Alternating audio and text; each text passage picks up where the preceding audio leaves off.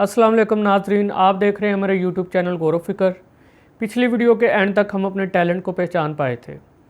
इस वीडियो में हम उसी टैलेंट को लेके आगे जिन मरहलों से गुजरा जाएगा उसके बारे में हम जिक्र करेंगे, क्योंकि सिर्फ टैलेंट को पहचान लेने से आप एक अजीम डॉक्टर, इंजीनियर, साइंटिस्ट, क्रिकेटर और सिंगर नहीं बन सकते जब तक आप इन मरहलों से नहीं गुजरेंगे। वो इसलिए कि टैलेंट तो थी एक गॉड गिफ्टेड चीज़ जो अल्लाह ताला ने आपको दे दी है, लेकिन इंसान का करने वाला काम अभी बाकी रहता है। जैसे हीरा, उसको आप जिस शक्ल में इस्तेमाल कर रहे हैं, क्या ये इसी शक्ल में आया था? नहीं, वो एक रॉ मटेरियल के तौर पे निकला था और उसे आगे कई मरहलों से गुजरने के बाद आपको वो इस शक्ल में मिलता है। तो इसी तरह इंसान का टैलेंट भी जब तक आगे कई मरहलों से नहीं गुजरेगा तो वो इस फील्ड का अपनी फील्ड का अजीम इंसान नहीं बन सकेगा। तो इसमें सबसे पहले मैं ये चीज़ बता दूं कि कुछ लोग होते हैं मल्टी टैलेंटेड।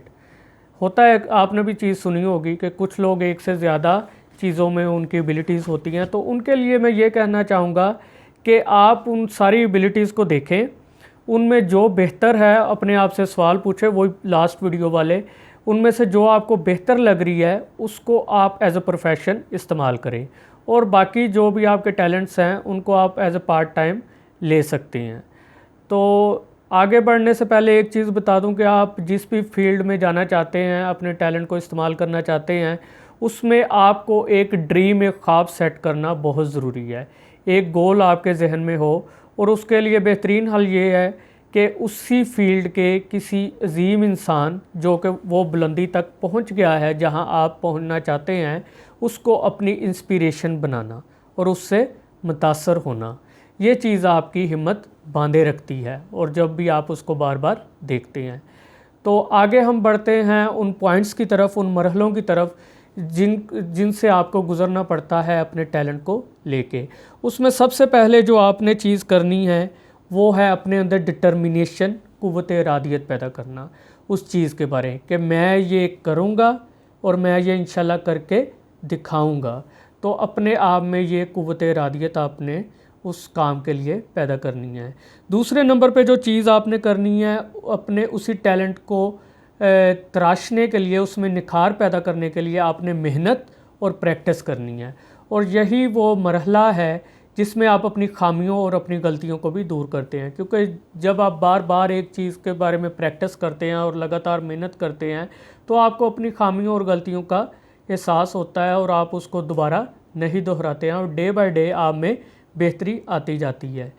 तो अगला जो पॉइंट है तीसरे नंबर पे, वो आपका अपनी उसी फील्ड में मुस्तकिल मिजाज होना, क्योंकि अक्सर हमारे साथ ये मसला बनता है कि हम डिटर्मिनेशन के साथ एक चीज़ करने लगते भी हैं, उसमें मेहनत भी करते हैं, प्रैक्टिस भी करते हैं, लेकिन इंसान की फितरत है कि वो जल्दबाज है।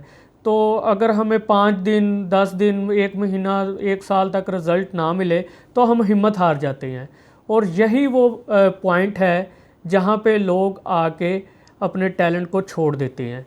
तो मुस्तकिल मिजाजी बहुत ही इम्पॉर्टेंट है, और इसके लिए आपको एक मिसाल देता हूँ कि थॉमस एडिसन जिसने बल्ब ईजाद किया, वो 1000 बार बल्ब बनाने गया है लेकिन नाकाम हुआ, लेकिन उसने हिम्मत नहीं हारी और मुस्तकिल मिजाजी अपनाई रखी, कंसिस्टेंट रहा और अगली ट्राई में वो बल्ब बना गया।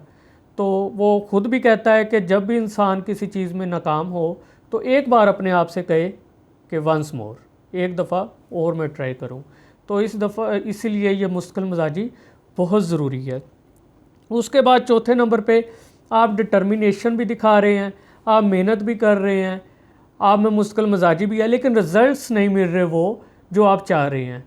तो इसका मतलब ये है कि आप जिस प्लानिंग के साथ चल रहे हैं या जिस स्ट्रेटजी के साथ चल रहे हैं उसमें कोई ना कोई गलती या खामी है। तो इसके लिए आप उस प्लानिंग या स्ट्रेटजी में तब्दीली लेकर आएंगे।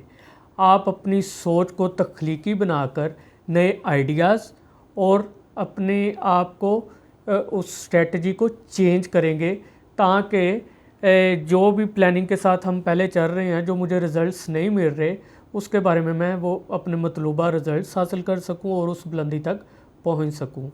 तो ये चौथा पॉइंट भी बहुत ज़रूरी है जब आप ये सारी चीज़ें कर लेते हैं और आपको रिज़ल्ट्स नहीं मिलते। 5वें नंबर पे आपने उस फील्ड को अपना इश्क बना लेना है और यही वो मुकाम है जिससे आप फिर बुलंदी की तरफ बढ़ना शुरू हो जाते हैं। तो ये 5 चीज़ें जो थी ये इंसान के बस में थी। अब जो छठा पॉइंट है वो इंसान के बस में नहीं है, वो है किस्मत, आपकी लक। आपने सारी चीज़ें कर ली, आपने मेहनत भी कर ली, आपने डिटर्मिनेशन भी दिखा ली, मुस्तकिल मजाजी भी है, आपने आइडियाज़ को भी चेंज कर लिया, आपने उसको चीज़ को अपना इश्क भी बना लिया, फिर भी अक्सर लोगों को कामयाबी नहीं मिल पाती क्योंकि किस्मत उनका साथ नहीं देती।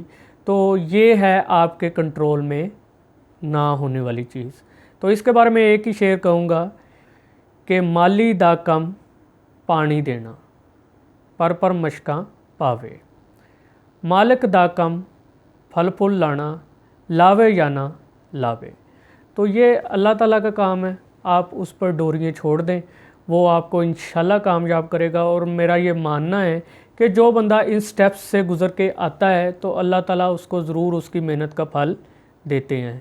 तो ये थी जी हमारी आज की वीडियो। अगली वीडियो में हम फिर एक नए टॉपिक के साथ हाज़िर होंगे। तब तक के लिए आपसे इजाज़त चाहता हूँ। अल्लाह हाफिज़।